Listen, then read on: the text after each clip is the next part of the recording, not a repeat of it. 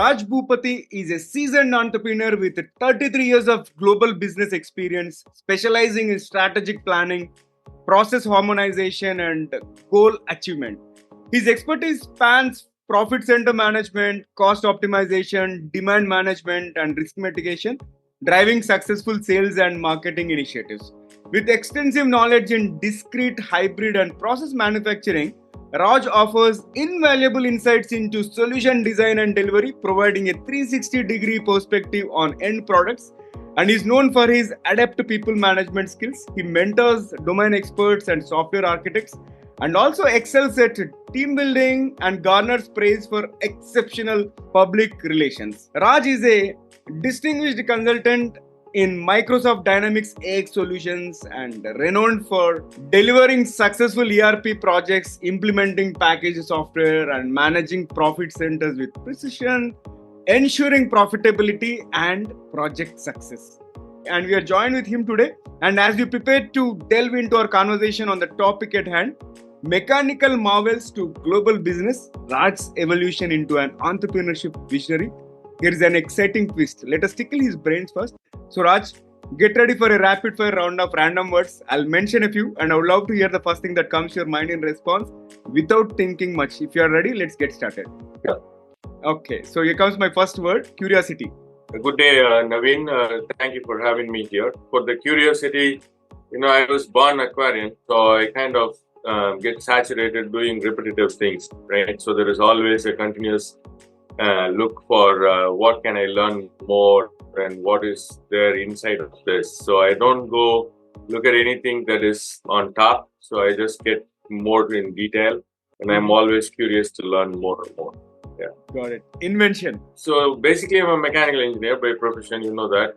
And then during my manufacturing days and until now, on the inventions, there is several that I have done on the process side, the process invention that's actually built organizations to grow rapidly on the export side of the business and also improve productivity and give a lot more to the productivity side of the business. So there are numerous process innovations we've done during the manufacturing time, and also process automation when during the ERP side of the business when we did it, and we are still doing it. Yeah, so that's if you're looking for anything interesting, then we have done several across over 50 domains.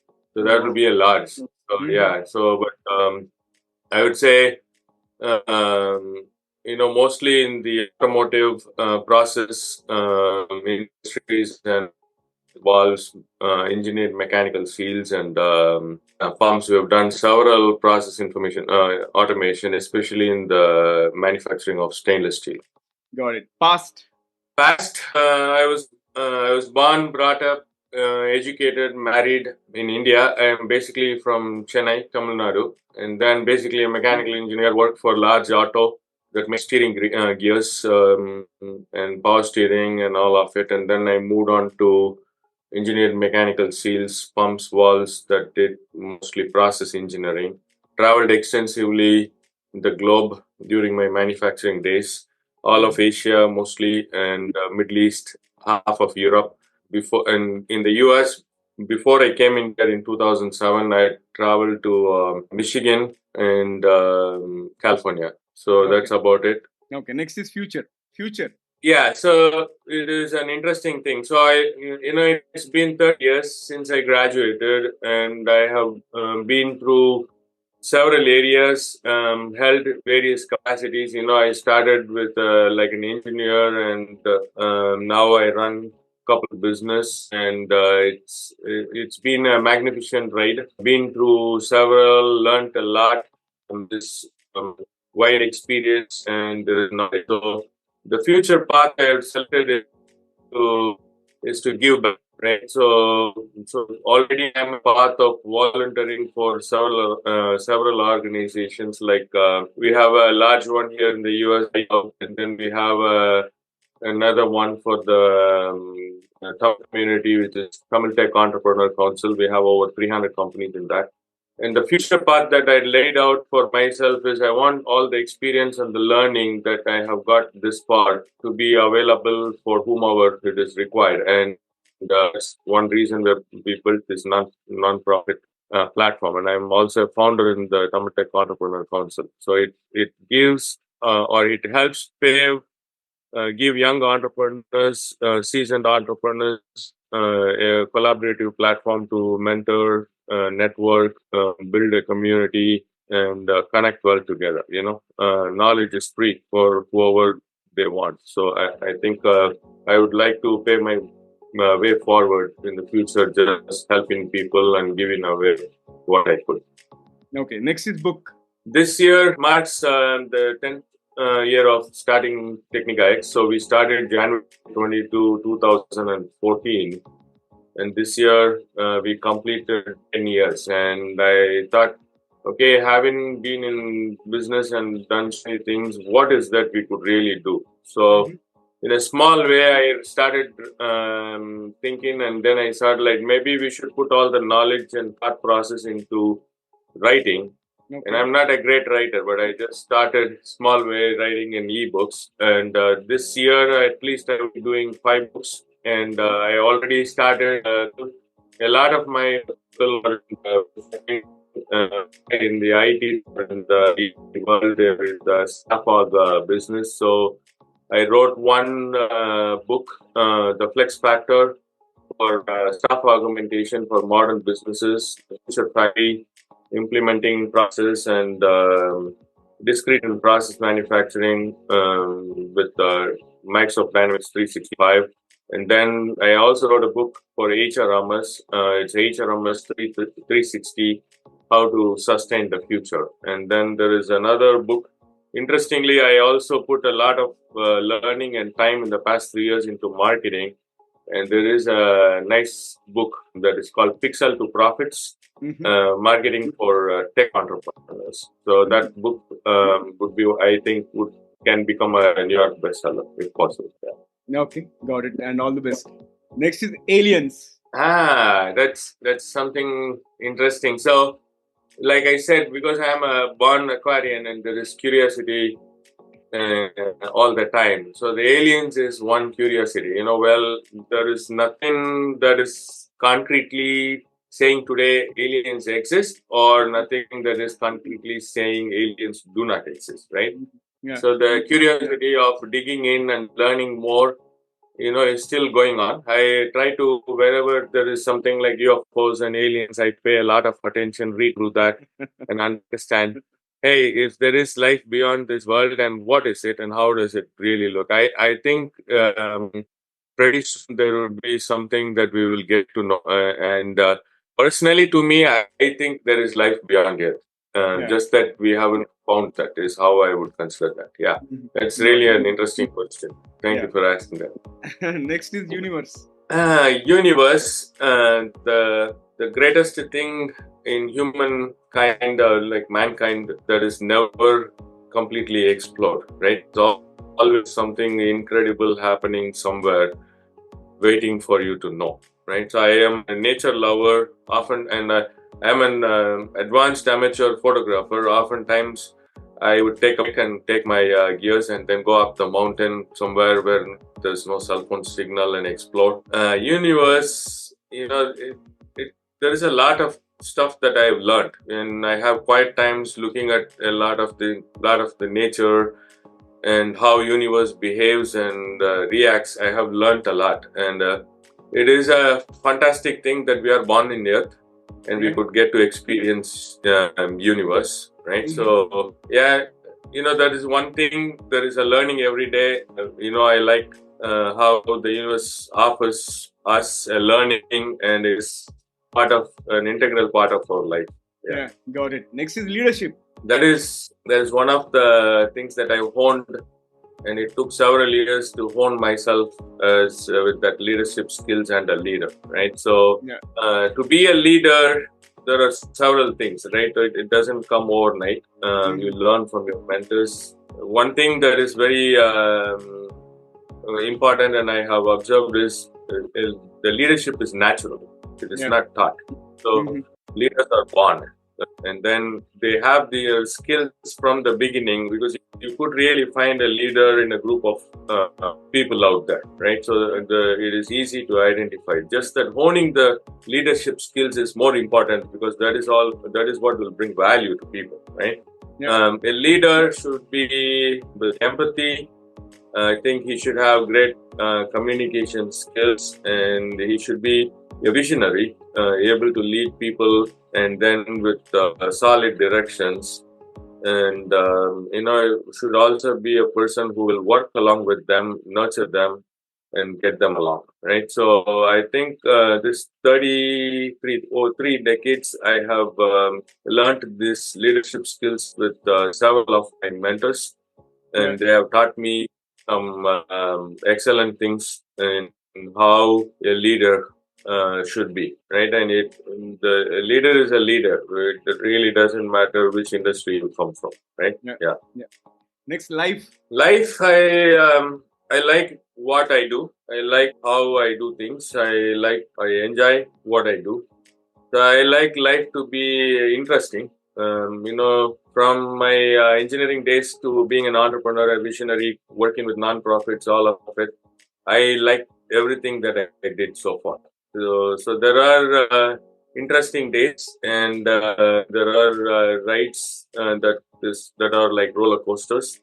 But everything that I have done so far, whether it is photography or being with family, friends, being on seminars, speakers, I really like what I do. I don't do anything that I do not like. And life is, to me, is very interesting. It is short. Live it happily. Right? Do something. Give back to the community. What else? I would not make life a complex situation. I would keep it super simple. Enjoy the day. Have a plan. Move to the plan. Then look back, and then pat yourself for whatever smaller things you did or you learned. Right. So, like people say, or there is a famous quote from Nelson Mandela: "I never lose. I either win or I learn." So there's nothing to lose in life. There is a learning, or you just do a win. I think that would be concise in the. Yeah. Okay. And the last word is success. Success is a very subjective word, right? So success to different people can mean different. To me, success is more of a journey, right? So I don't call a win as a success, or achieving something as a success. It is a continuous thing. It is a journey in life. You start somewhere. After some time, you got to some place, and then you look back and you say, like, well, okay, we achieved so many things, and do you call that success? No, because you still want to keep moving, right? So, and it is a journey, and then as long as you can keep moving and learn in life, and there is continuous, you're going from point A to point B, and you're adding value, and when you look back, you feel happy about what you've done. I think that is what I would call success. Success is not about making money or living a luxurious lifestyle or anything. That's why I said success is more subjective to me. To me, success is how was my journey, and how many people I met through my journey, how was the feel, and what is that I really learned during that process of traveling, right? So today, after 3 decades, I am really happy from where I came from, but that doesn't mean I stop here. There are still years to go, and maybe 10 years later, if we again have this interview and I have the privilege of being here, then I have something better. Great. Inspiring conversation so far, and thank you for participating in this rapid fire round. And before I welcome you officially to the show, let me welcome the audience. So, folks, welcome to the Guiding Voice podcast series, where we embark on transformative conversations for a better future. I'm your host, Naveen Samala, dedicated to making the world a better place through valuable discussions that add value not only to your life, but also to your career. And thank you so much for tuning in. And Raj, hearty welcome to the Guiding Voice. And Though it is much awaited, I think still finally we are able to make it. And thank you so much for joining me today. How are you? Yeah, I'm doing pretty good, Naveen. Thank you for having me here. It is a privilege and honor to have an interview with you. Yeah, thank you. I know it is a long wait, and congratulations for you to becoming the being in the top 1% of the podcaster. I wish you go to greater heights and wish you like a fantastic success. Right? Thank, Wish you well. Yeah. thank you so much and pleasure to have you. And let's get the ball rolling. So we'll begin with your success mantra first. So please talk to us about the top three things that have contributed to your success so far. Success, like is very subjective, but again, but to me, the success came in through these three things, right? So one is being resilient and adaptable.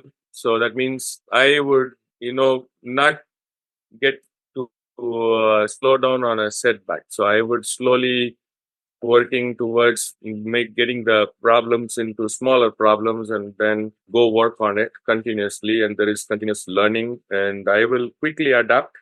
So today, this minute, I might feel a bit down, but in the next minute I would cheer up and then get back, and I would totally forget that there was a minute that was not pretty good previously. So there is one good quality, that is an inborn quality. It is natural to me, so I would never go and brood on what happened on a setback. That never happens. Then the second thing is I'll quickly get adapted to what is changing. So that is another. And then the other success factor I would say is continuous learning. I'm very curious. I get saturated doing repetitive things. So I don't go ahead and look into anything on the surface. I really go ahead and look at the detail. So this detail, sometimes I have even answered my own questions after 10 years, right? So I've been curious and I constantly keep looking. And 10 years later, I would have answered that one question that has been lingering in my mind.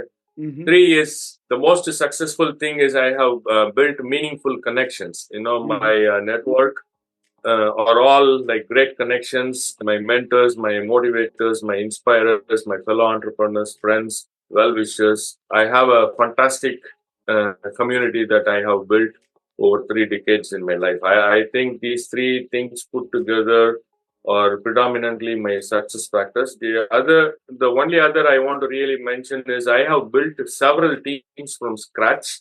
Mm-hmm. And for all my successes, that team that I built has been very, very instrumental in getting the results so far.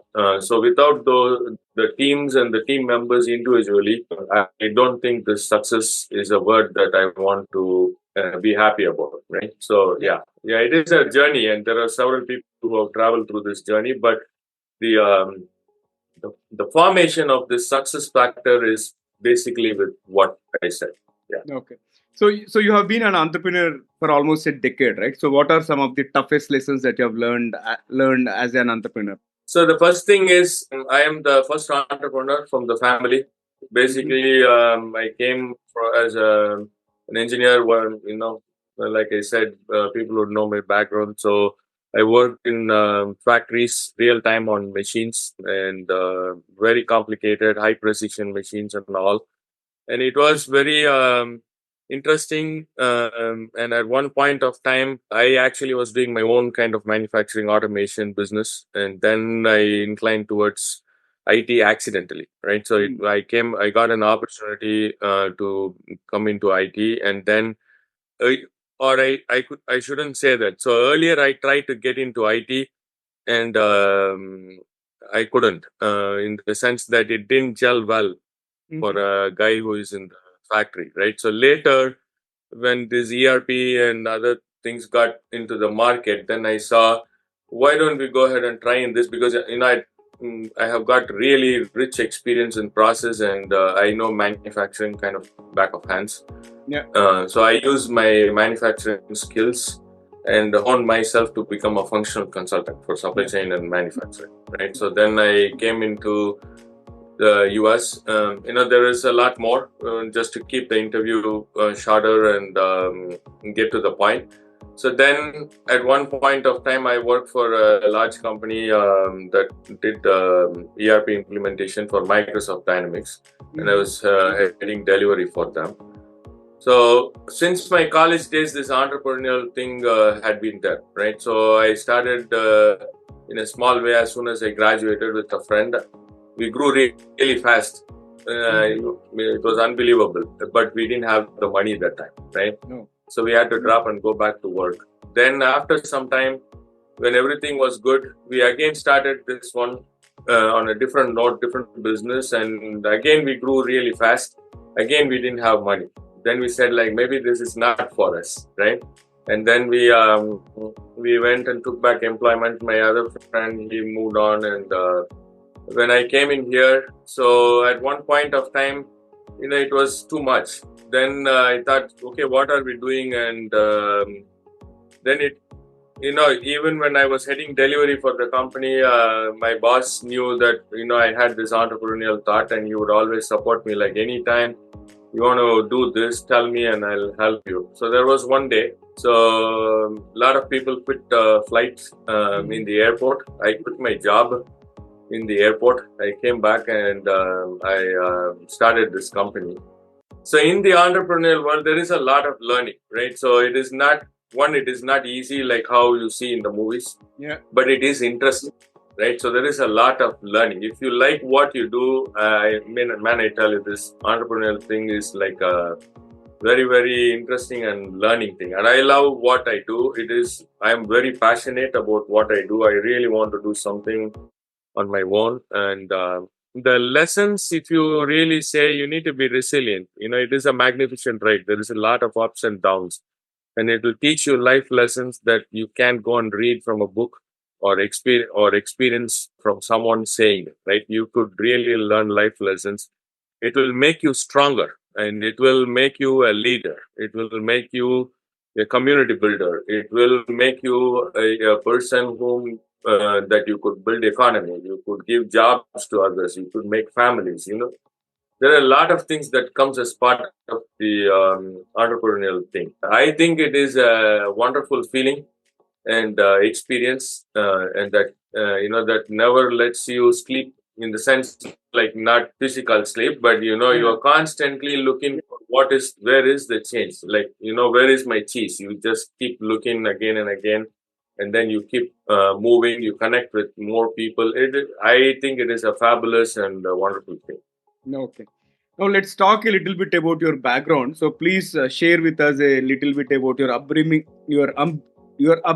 in India, and how it shaped your aspirations as well as your career path. I think so. We are a family of four. Before I got married, dad, mother, myself, and sister. So dad worked for over close to 40 years for Life Insurance Corporation of India. Mom worked as well for Department of Education or Technical Education. And then sister, she is a mathematics graduate from the University of Madras, and now she lives in New Jersey. She works for Johnson Johnson. And then dad is like a friend, philosopher, guide, legal expert. You call it whatever, right? He's no more.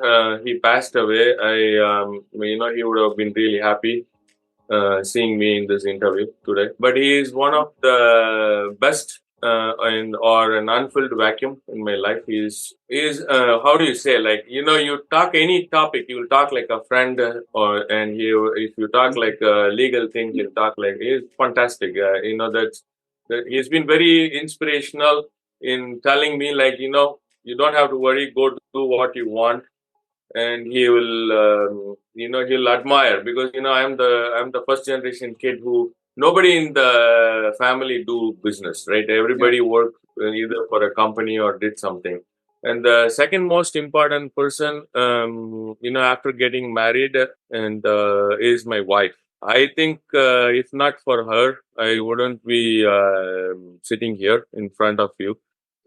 She's been very, very instrumental in shaping up, because she's always been with me, and she goes and tells what are the skills and that I have, and how it can be used effectively. Just a casual. We spend a lot of time walking around, shopping and all of it. And then his sister always encourages admirable things.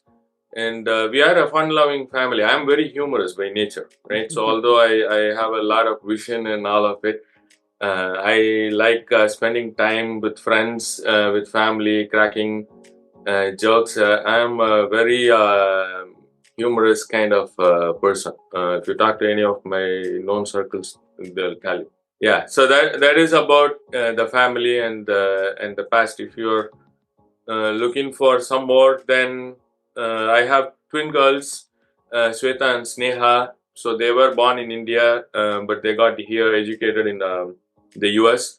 One of them has a double major in global health and biology with a minor in chemistry. And that's Sweta. She graduated from the Duke University. She loves Duke. And the other one, Sneha, they were 2 minutes apart. And she graduated with a psychology degree from the Northeastern University in Boston. She finished much early in 3 years. Both the girls are different. One is like me, one is like my wife. And my wife's name is Swarna. My sister's name is Revati. So the most interesting thing is both the girls are aspiring med students, right, in the US. So this year they will get to med school. I think that should keep it good. Yeah. Okay, got it. And if you, the one thing is, I think in the industry wise in the past, well, I've done a lot of things, training people, mentoring in the engineering industry before I came into software. In software, I've done a lot. I do not know how to write a single piece of code even now, but I am pretty good on the business side of it. In 20 minutes, I could walk around any factory and tell them what they would really need as IT manufacturing related IT solutions. Yeah. Thank you. That's wonderful. All right.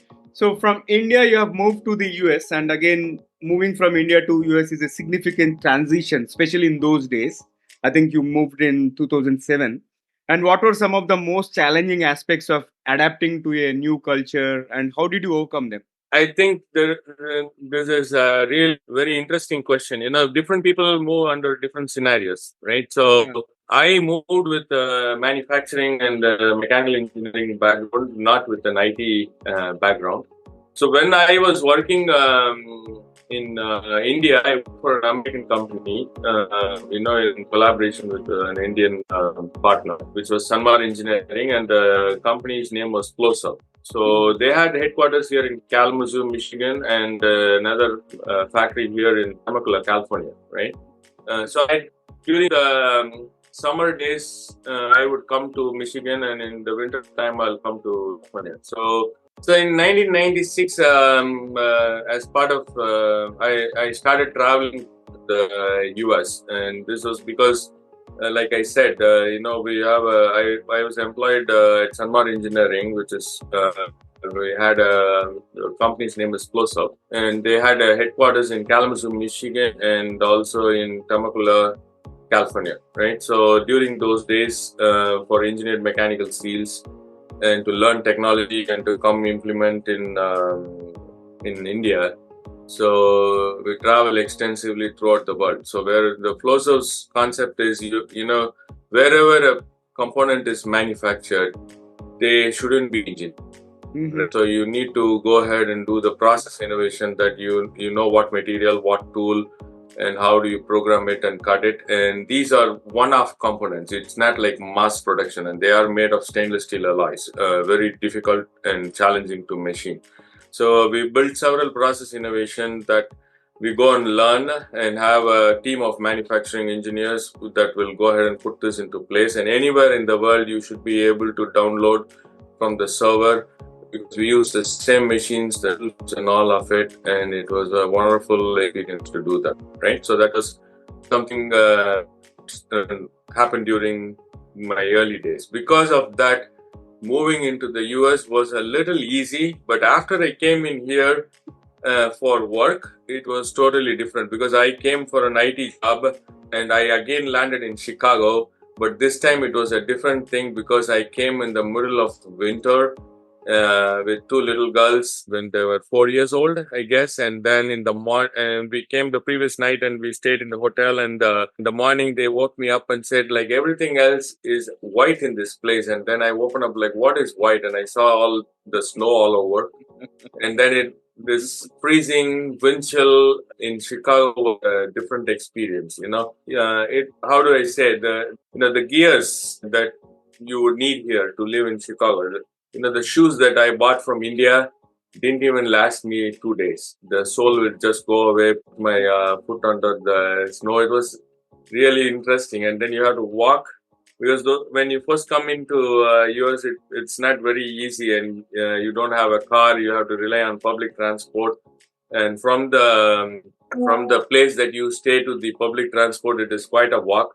Yeah. And it is really interesting. But I actually like the four seasons very much. Even when I was in India, I used to travel to the mountains and all of it. So I really like how the snow is and how they could go ahead and drip in the trees and become nice. And they take different shapes, and then when the sun shines through them, it is like really, really very happy to see that one. And then go in and you don't know where to get Indian grocery.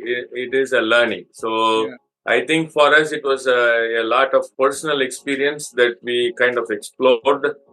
And I could drive in the US a little bit. So I even drove from Chicago to Detroit for my first demo when I was when we landed in Chicago. It was not easy. That much I'll tell you. I don't want to lie, right? So it was not easy, but it was not difficult either. So we quickly got accustomed. And the what do you call the culture? I don't want to say much about the culture, but the experience of moving from, and I think moving from one city to another city is a pain. But when you move from one country to another, you are just bringing like a few boxes to start your living. But it is a wonderful country. With just 8 boxes, we came here just with hard work and innovation and continuous learning and creativity. We build what we can today. Yeah. Right? It is a beautiful experience, I would say, but it is a lot of learning. If you like I said, if you love what you do, and all these things are just parts of life. You just go ahead and enjoy doing that. Other than that, I don't think it was an experience, I could say, and there are several things that we learned over time. Yeah. Yeah. And what were some pivotal moments or decisions that have propelled your career forward in the States? One thing is curiosity, right? Like you first started in the interview. So I am a continuous learner.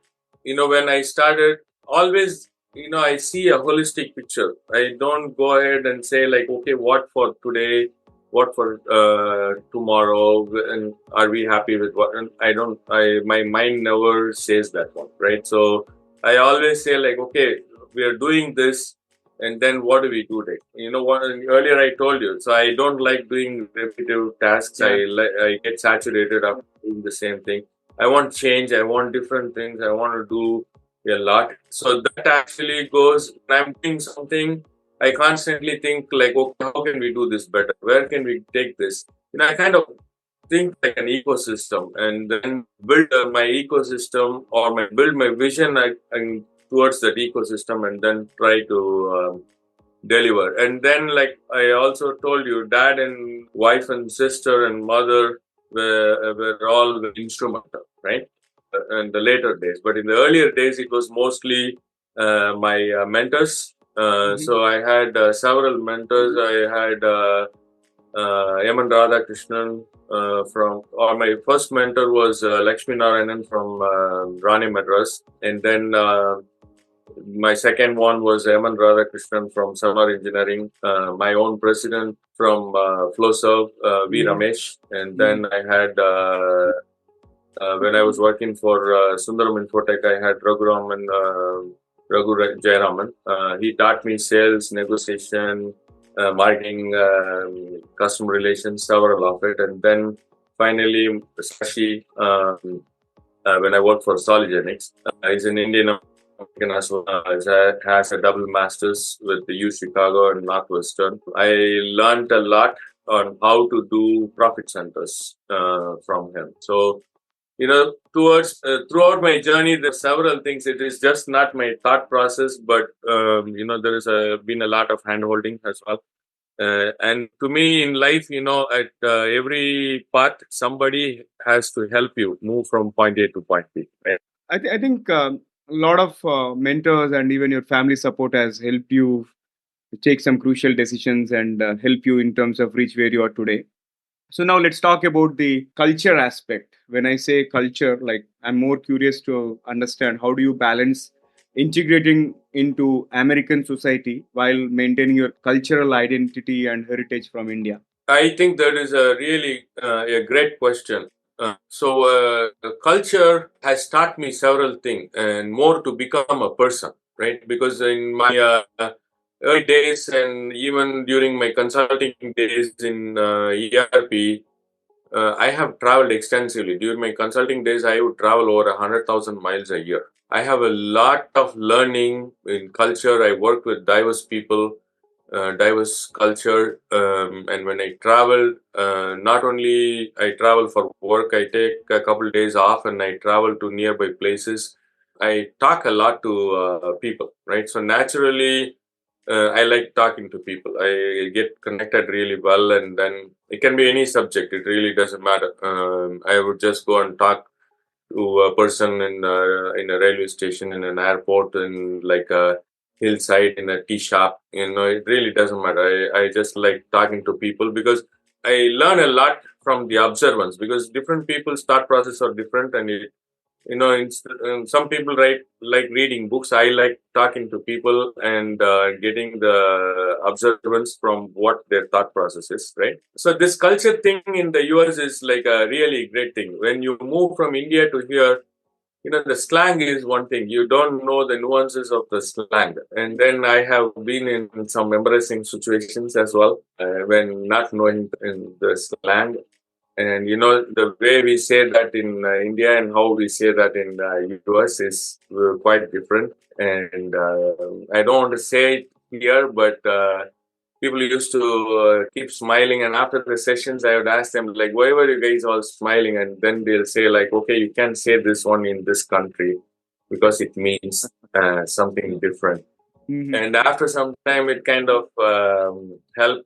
So because of in the ERP world, there are consultants all over from diverse communities, right? So you work with them, you talk with them, you learn their culture, you eat with them, their food. It is a fabulous experience. You would know how much different the world is. But one thing that I have seen common is, the love and affection towards the family and the working culture, the dedication is all the same. Just that the way it is culturally different is very interesting. So you kind of, the food is different. The way you sit in a table, the way you eat the food, the way you talk to people, the way you say a few things is culturally diverse and different from how you are in India. In India, you pretty much I want to be cautious when I'm saying this, but we are more like a group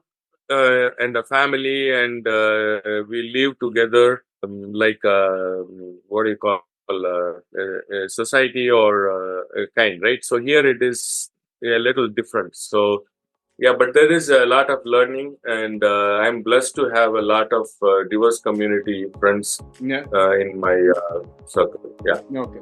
So this is a closely related question, but more from the professional environment perspective and opportunities, right?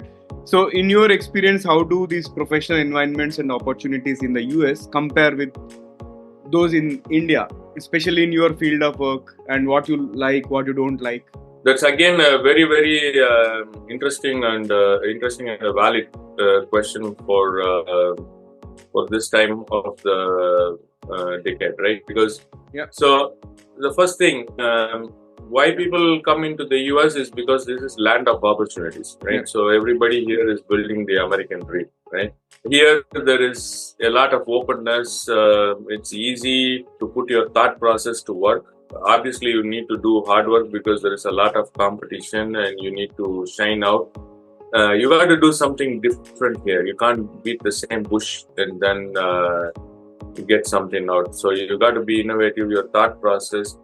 If you are thinking different, out of the box, then yeah, this place is definitely your winner, right? So it is harmonious. People are great. You can live a life. There are several advantages, right? So each country has its own plus, and of all the places I have traveled in the world, I like United States of America the best. So today I am also a US citizen.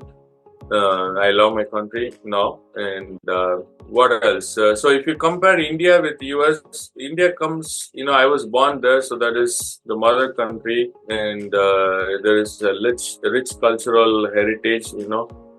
We grew up as families. India taught me a lot of lessons, how to live as family, live with people. Still I travel quite often, at least 4 or 5 times a year to India. I still have families, friends. Even I have an offshore business in India. But culture is very important. I think India has more heritage compared to the US. And especially if you go visit south of India for all the great temples, you will see how much history and heritage is in that, right? Other than that, culture-wise, immensely young talent by age. The other I would want to specify is if you consider the ease of doing business in US compared to India, India is still a difficult place, or it's not.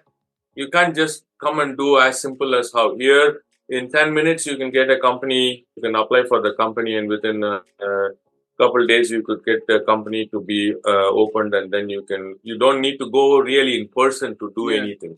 There it is different. You have to work with different people and all. I think it is getting better, but it's not there yet. Yep, agreed. And let's move forward and talk about the Indian diaspora in the US. So, how important has been this particular community in your journey, and share a moment where this community played a pivotal role in your life or in your career? I think the Indian diaspora community. I think I have over 1,500 connections, or close to 1,700 connections, and many of them are fellow entrepreneurs from the Indian diaspora. There is a lot of things I learned basically from our leaders. When we quote leaders, we quote great leaders. But to me, a lot of the Indian diaspora from our own leaders have been very inspirational. I even told you I work for an Indian American. It was very inspirational to me to be here today. I think the one thing is, I'm part of two big non-profit organizations, which is IT Serve, and the other is Tamil Tech Entrepreneur Council, which is TTEC. There are a lot of things, and the reason I'm saying this is because it's not just in the Indian diaspora being instrumental, but it is also it is also very motivational to get myself into a non-profit organization doing voluntary services, because we have a platform where we could go ahead and leave legacy behind when we're gone, and then you could use these non-profits to represent a collective opinion. It is very powerful. I think I learned that from the Indian diaspora community very well. So, as a single person, you cannot do anything, but as a non-profit with a common objective in the interest of economy, in the interest of people, if there is something that you want to represent to the government, you could do very well through a non-profit, right? So that is one. And then it is also a wonderful platform to mentor. Today gender equality is taken or heard very well. So it creates a lot, and you got all our women entrepreneurs come into the part and become part of our growing Indian diaspora. It is really very happy to see where you are today with the support that this community has done, right? So, Yeah. if you really, if I want to take a few seconds and then tell the actual few things that changed, is I have met some of the best in the industry from the Indian diaspora. Mm-hmm. That when you speak to them, you kind of really look at them like, okay, they have transformed so much over the time, and I asked them, how did this happen? And then they say, like, don't ask me how did this happen. Think how you can make it happen, right? Mm-hmm. And then I talk to another person, and he'll give me a different opinion. So it just gives a great feeling when you are surrounded by motivational guys who the one thing that I learned very early in life is when you grow up the ladder, you become humble. Yeah. Automatically. It is a natural quality. I don't think anybody teaches that. And I think that is one thing, being with the Indian diaspora community, I learned very early. And I wouldn't forget that one. Yeah. Okay. Now let's move to the next one. This is mostly for the young professionals. Look, based on your experience, what advice would you give to young professionals in India who are dreaming of pursuing a career in the United States? So yeah, today for people, for young guys who want to come into the US, the scenario is different. I would let me categorize it into a few things, right? So the first thing is to come in here, whether you want to study or visa regulations are becoming kind of difficult. So I would do the research before coming in here to see how long and what kind of work visas. The work visas are available. There is an H-1B visa that gives you a 6-year temporary period and with a path to green card and citizenship. But now, with the growing number of people coming in, the wait times are longer and all. So I would do my research in there first. To get into just not this country, but to any country, I think the first most important thing is you have to skill up. That means you have to know or continuously learn and adapt to situations. And I would actually have an objective in mind. So, what is that you want to become, or what is that you want to get to, right? And that is something. Without that, I think you won't have a plan. And if you have a plan, I think you can refine continuously and improve it, and then get there. And part of all the other things like learning, getting adaptable, becoming resilient, all this is part of that one. And then the most important thing today's world is, I think traveling to US or any part of the world should be really good. So I would spend a lot of time connecting with people because they will give you a lot of information that you really wouldn't know. And talking to people will keep you informed. It will also go ahead and give you a different perspective of your thought process. So I think you can do some research on the visa process and what it has to offer for you, and then do your continuous learning and build a fantastic community and networking. I think this place will give you a lot more than what you would have initially thought about. The US is a great place to be. It is a fantastic land. It is a land of opportunities. You can cherish your moments here. We welcome people, right? So legally, I think that should do it. Okay, great. This has been insightful conversation, and let's add some more spice and some more excitement to the episode. So, if you are ready, we'll kick off the second rapid fire round. Sure, please. Yeah. Okay, here comes the first bullet. If you could have one gigantic billboard anywhere with anything on it, what would it say? I would say, Dad, I miss you, because Dad is not with me.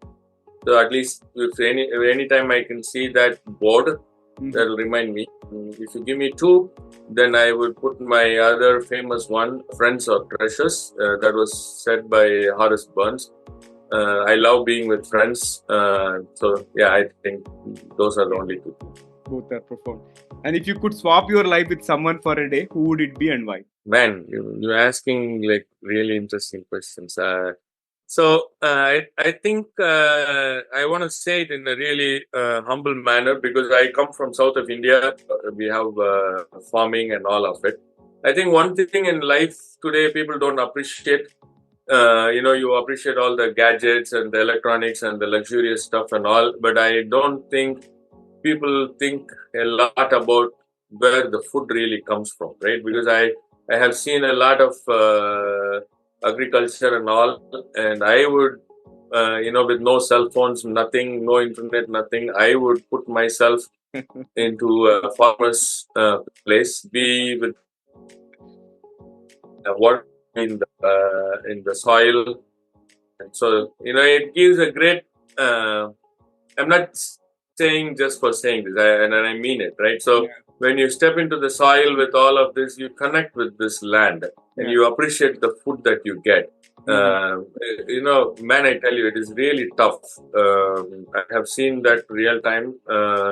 In advanced countries, you have machines and all, but when you really go to like a village side with a rural, more than 25 of them. So I grew up like that. So I think at least for one day I would like to do that one. To go appreciate, live the life like that, and then connect.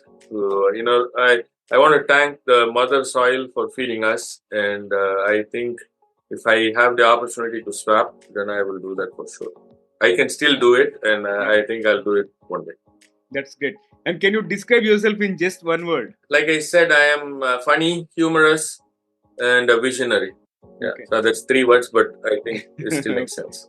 No problem. And complete this phrase 3 times. Never have I ever. Never.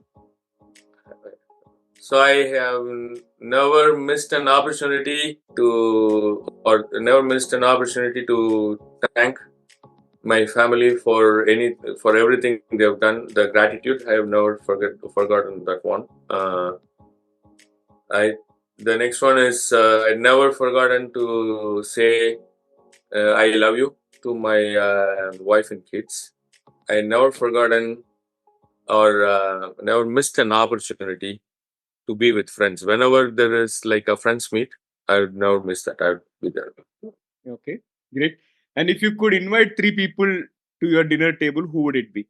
Naveen, you're asking me all difficult questions. Let me think. Okay, I'll tell you what I feel. Right, I know there a lot of people want to have dinner with celebrities and the industry inspiring leaders and politicians and all of it. To me, if that dinner table was given an opportunity to select 3 people or 4 people, whatever, I think I would do with my dad, mom, wife, kids, and sister. That is no more. And I am only saying this because for today, what I am is only because of them. In mom, there is a strong person. There is several inspirational moments and in dad there is a leader, teacher. In wife, there is a good friend, a partner. In sister, there is somebody who has always been with me. I think these 4 people, along with my 2 beautiful young girls, will make the world of me. I don't think I want to be with anybody else if I'm given an opportunity like that. Fair enough.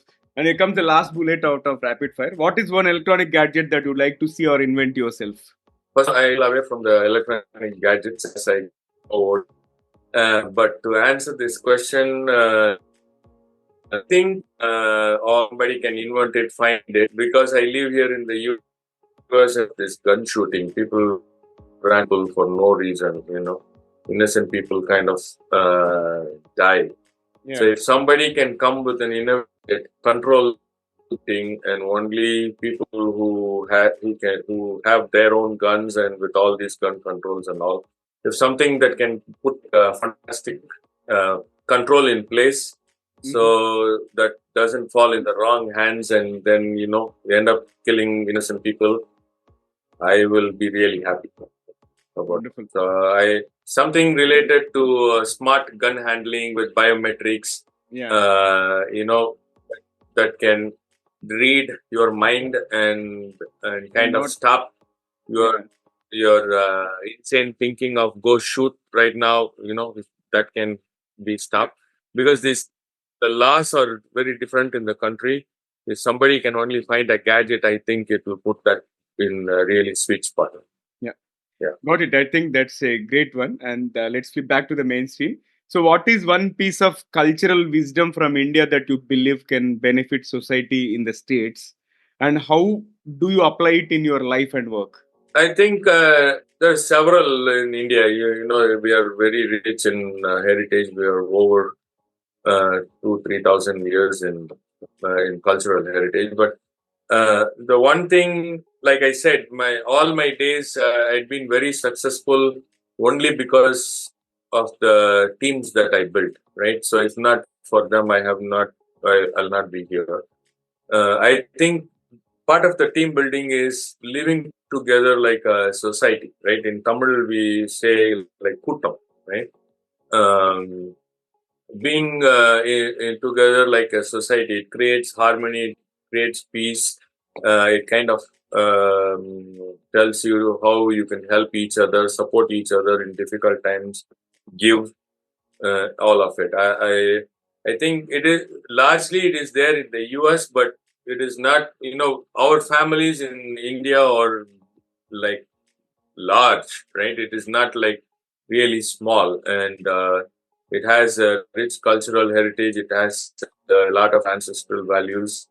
And I think that is one wisdom. I because anytime the US I always is one thing: family and the rich cultural heritage together from India. I think that is one wisdom, and we follow the same at work. Family of people. We, our employees, extended services, support services. We live like family. I think that culture is inbuilt in the companies that I run. And if you talk to anybody, I think almost everybody will go ahead and acknowledge that. Fabulous conversation. And before I wrap the podcast episode today, so how is your experience being hosted on the Guiding Voice platform? Hey, Naveen, first of all, I wanted to thank you for making time. It's been really fantastic time being with you here. It is also an honor and privilege doing an interview with you. And that said, it's been a fabulous close to 30-40 minutes, I guess, or longer, I don't know. But the time went on really well. I hope you get to greater heights in life, and we'll, I would like to see you sometime in person if there is an opportunity, and we'll get to meet sometime. Right? God bless you, and you have a fabulous year long. Thank you. Thank you so much. Thank you. Yeah, thank you so much. And it was pleasure hosting you. And friends, that was our episode with Raj Boopathy.